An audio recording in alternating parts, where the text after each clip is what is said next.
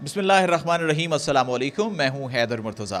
नाज़रीन, जब से ईरान और इसराइल के माबैन जंग छिड़ी है और उसके बाद ख़ुसूसन जब अमेरिका इस जंग में कूदा है तो सुबह के वक्त ही कोई ना कोई नई ख़बर हमें देखने को मिलती है।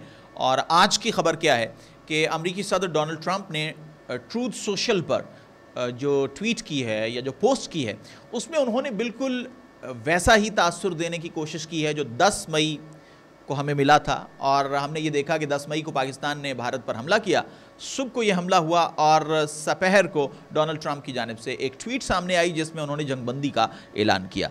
तो ताज़ा तरीन ख़बर यही है कि अमरीकी सदर डोनाल्ड ट्रंप की जानिब से ये कहा गया है कि जंगबंदी पर, इसराइल और ईरान के माबैन जंगबंदी पर मुकम्मल इत्तेफाक हो गया है। यानी इसराइल और ईरान के माबैन अगर इसी तरह मामलात आगे बढ़ते हैं जिस तरह डोनाल्ड ट्रंप ने अपनी पोस्ट में जिक्र किया है तो अब ये जंग ख़त्म समझी जाए। डोनाल्ड ट्रंप ने जब ये पोस्ट की है, जब ये ट्वीट की है तो उसमें उन्होंने 6 घंटे का वक्त दिया था और वो वक्त अब ख़त्म हो चुका है। और अगर हम बात करें कि इसराइल और ईरान ने इस बात की तस्दीक की है या नहीं, तो इसराइल की जानिब से अभी तक इसकी सरकारी तौर पर तस्दीक सामने नहीं आई है।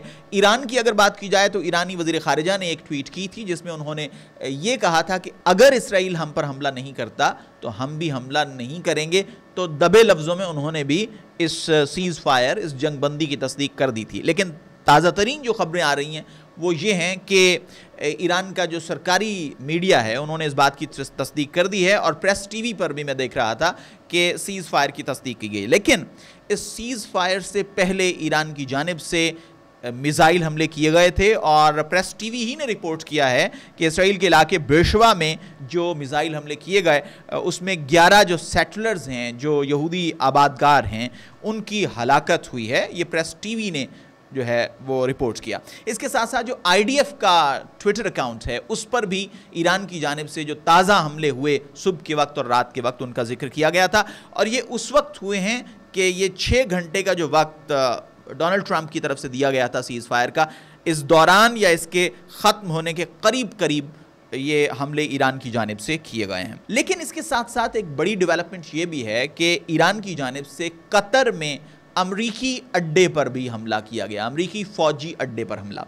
अब इस पर बहुत बात हो रही थी और इतनी तेज़ी से चीज़ें जो है वो रिवील हुई हैं कुछ इतनी तेज़ी से पेशरफ्त हुई है कि किसी को संभलने का मौका ही नहीं मिला कि ईरान ने कतर में US बेस पर हमला किया। तो बहुत सारे तज्ज़ियाकार ये कह रहे थे कि अब ये जंग जो है वो पूरे खित्ते में छिड़ने जा रही है, अब ये जंग एक बड़ी जंग बनने जा रही है, अब ये जंग मज़ीद ममालिक तक फैलने जा रही है। कुछ लोगों का ये भी ख्याल था कि अब शायद जो GCC कंट्रीज़ हैं वो ईरान पर हमला कर देंगे, कुछ का ख्याल था कि कतर ईरान पर हमला कर देगा, लेकिन ऐसा नहीं हुआ।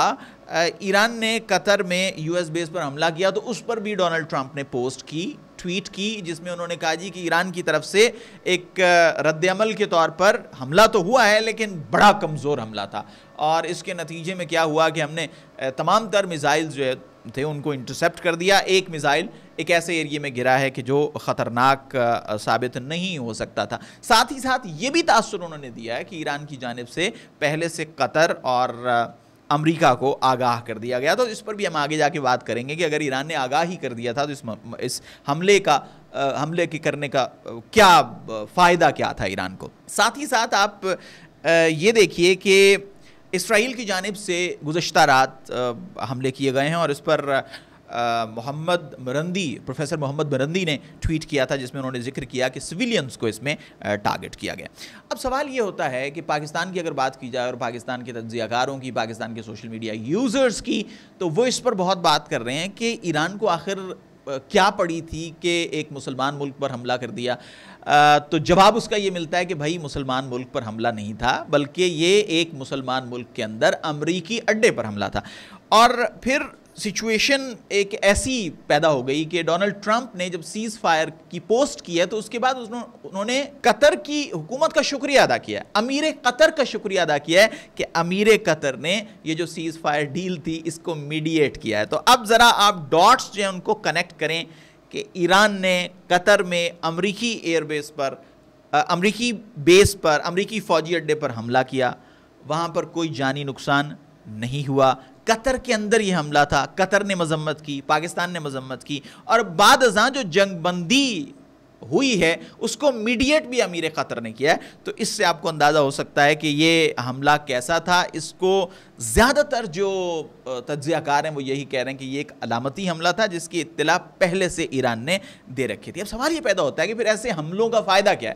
اگر آپ کو یاد ہو تو ماضی میں بھی ایک ایسا حملہ ایران کر چکا ہے قاسم سلیمانی کے واقعے کے بعد، اور اس میں بھی ایسے ہوا تھا کہ عراق میں امریکی فوجی اڈے پر حملہ ہوا تھا لیکن اس کے نتیجے میں کوئی جانی نقصان نہیں ہوا تھا۔ تو فائدہ کیا ہے؟ فائدہ یہ ہوتا ہے، یہ بتاتے ہیں ماہرین کہ اس کا فائدہ یہ ہوتا ہے کہ ایک ملک دوسرے ملک کو یہ بتانا چاہتا ہے کہ آپ ہماری جو رینج ہے اس کے اندر ہیں اور ہم آپ پر حملہ کر سکتے ہیں۔ تو بہرحال یہ ایک بحث طلب بات ہے کہ ایسا کرنا چاہیے تھا یا نہیں، لیکن سچویشن اب یہاں تک پہنچ چکی ہے کہ دونوں ممالک کے مابین سیز فائر یعنی جنگ بندی کا اعلان ایک مرتبہ پھر واشنگٹن سے ہوا ہے، اور یقیناً آپ کو 10 مئی بھی اس میں یاد ہوگا۔ اب سوال یہ ہے کہ جنگ تو اب اگر اسی طرح معاملات چلتے ہیں تو جنگ ختم ہو جائے گی، سیز فائر ہو جائے گا۔ اب اس میں فاتح کون ہے یہ بہت بڑا سوال ہے کہ اس جنگ میں جیتا کون ہے۔ تو کسی بھی جنگ میں یہ دیکھا جاتا ہے کہ کس ملک نے کس ملک پر حملہ کیا اور اس کا ہدف کیا تھا، وہ ملک کیا چاہ رہا تھا۔ اسرائیل نے ایران پر اٹیک کیا، بعد ازاں یو ایس نے ایران پر اٹیک کیا، ایران نے اس کے جواب میں رد عمل کے طور پر حملے کیے۔ اب اسرائیل کے 2 اہداف تھے جو نتن یاہو بار بار آ کے کہتے رہے۔ پہلا ہدف یہ تھا کہ ایران کی جو نیوکلیر انسٹالیشنز ہیں، ایران کی جو جوہری تنصیبات ہیں اس پر حملہ کیا جائے اور ایران کو ایک ایٹمی طاقت نہ بننے دیا جائے۔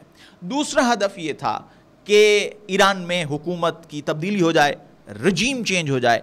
اب آپ خود ایویلویٹ کر لیجئے کہ کیا یہ دونوں اہداف پورے ہوئے ہیں اسرائیل کے؟ اور امریکہ کا بھی یہی ہدف تھا، بلکہ میں اکثر یہ کہا کرتا ہوں کہ اسرائیل کے جو ہدف ہوتے ہیں وہ ایکچولی امریکہ کے ہدف ہوتے ہیں۔ اسرائیل کو خلیج میں امریکہ کی پروکسی کہا جا سکتا ہے اور اس نے یہ ثابت کیا ہے کہ ایسا ہے۔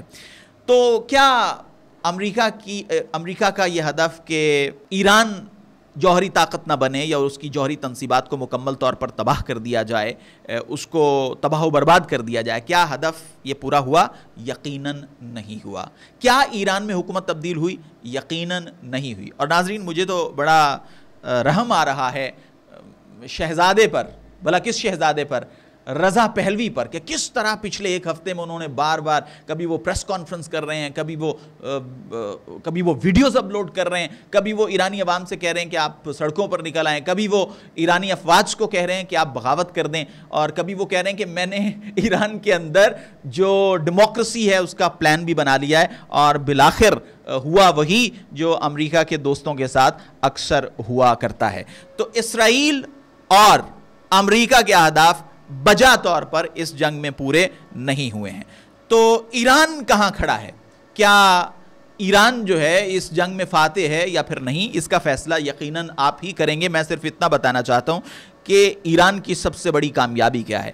ایران کی سب سے بڑی کامیابی یہ ہے کہ اسرائیل کے وجود میں آنے سے لے کر اب تک جو ایک متھ تھا کہ تل ابیب کو اٹیک نہیں کیا جا سکتا، تل ابیب پر حملہ نہیں کیا جا سکتا، اگر آپ حملہ کریں گے تو تل ابیب کو نقصان نہیں پہنچا سکتے، اگر آپ کے میزائل فائر ہوں گے تو وہ تل ابیب میں گر نہیں سکتے، تل ابیب کے اندر اسرائیلی تنصیبات کو نشانہ نہیں بنایا جا سکتا۔